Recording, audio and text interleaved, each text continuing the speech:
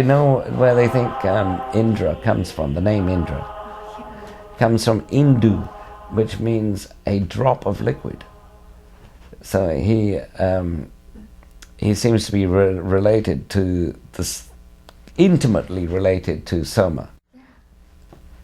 In fact, before every one of his great deeds that he does, like slaying the drought demon Vritra, he gets high on Soma first.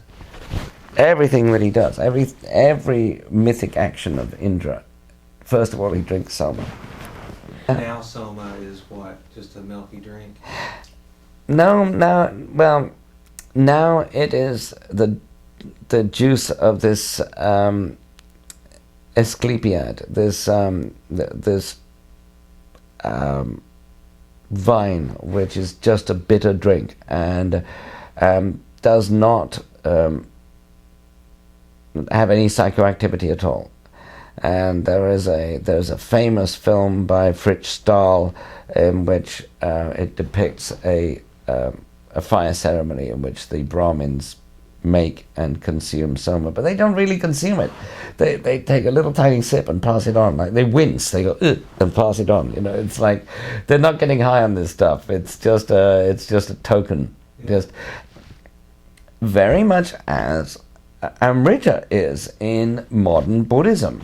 It's just a colored liquid these days. But if you read the old text, it was obviously something very potent. Even if you read modern texts by Chögyam Trungpa Rinpoche wrote a description of an initiation experience, and it's quite remarkable how his description of the effects of Amrita, or what Amrita is supposed to do. So it's very much like, you know, in the various phases of the initiation experience, and very much like phases of a psychedelic experience, the way he describes them. It's quite possible that the four phases of the initiation were timed to correspond to the effects of the Amrita, which you drink at the beginning of the experience. And there is a Hindu scholar, Agahananda Bharati, who in the 1960s wrote a book called the Tantric Experience. I'll have to have a look. I have to look it up. But he points out that in tantric sex, you drink a milkshake, if you like, bhang, a pot milkshake. This is cannabis whisked with milk and flavorings, and you drink this first before the rest of the ritual, and then you do this ritual before the actual sex, which takes about an hour and a half. How long does it take for the cannabis milkshake, the vijaya or bhang, to take effect? About an hour and a half. So he points out that this is probably intended to keep you busy while the stuff takes effect. And you have all these fake aphrodisiacs that you're taking, like dried fish and parched grain and so on, that you take little bits of to pretend aphrodisiacs, when the real aphrodisiac was the cannabis that you consumed in the potion. So he was the person who made me wonder about the initiation experience.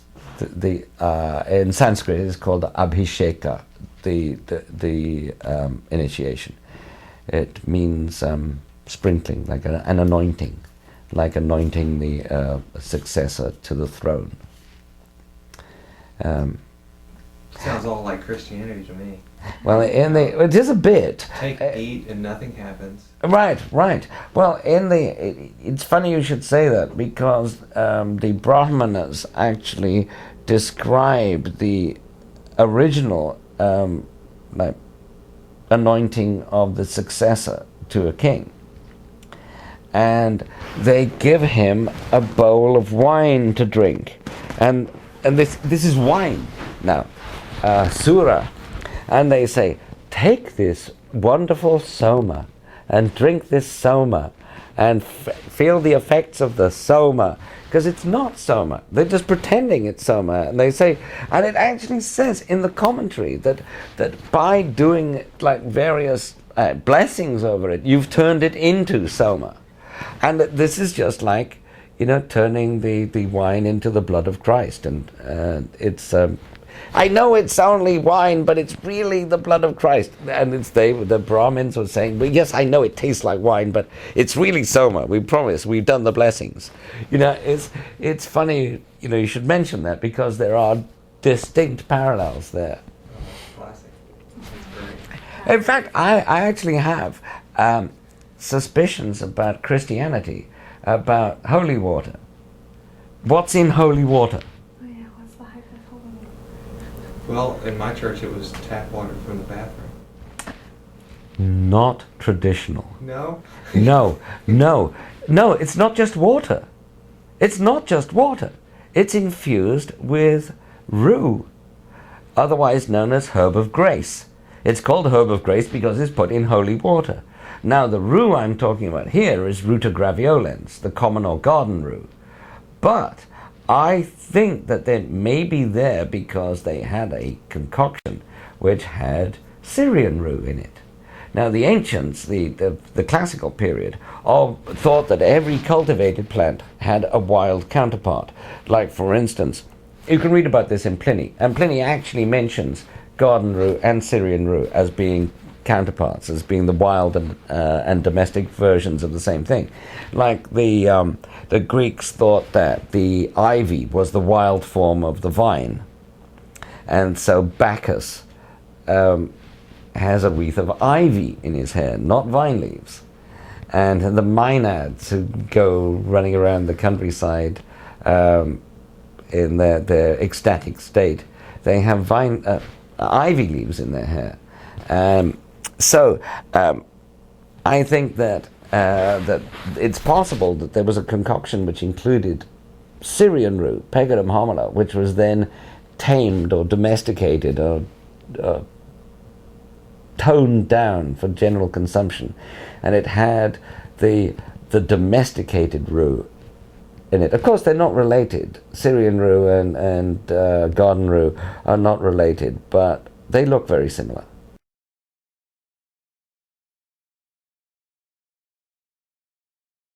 The mushroom contains both muscimol, which is the active ingredient, and a substance called ibotenic acid, which is far, far less active, but much more toxic. And once it reaches your liver, the liver starts dismantling it, and the first thing it does is a decarboxylation process which turns it into muscimol. And then it excretes it. So you can actually, depending on the amount of ibotenic acid in the initial sample, you can actually excrete more of the active principle, muscimol, than you ate.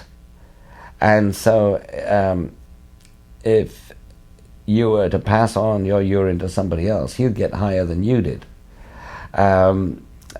Purely because, and of course you'll pass on some ibotenic acid too, which he will metabolize into muscimol.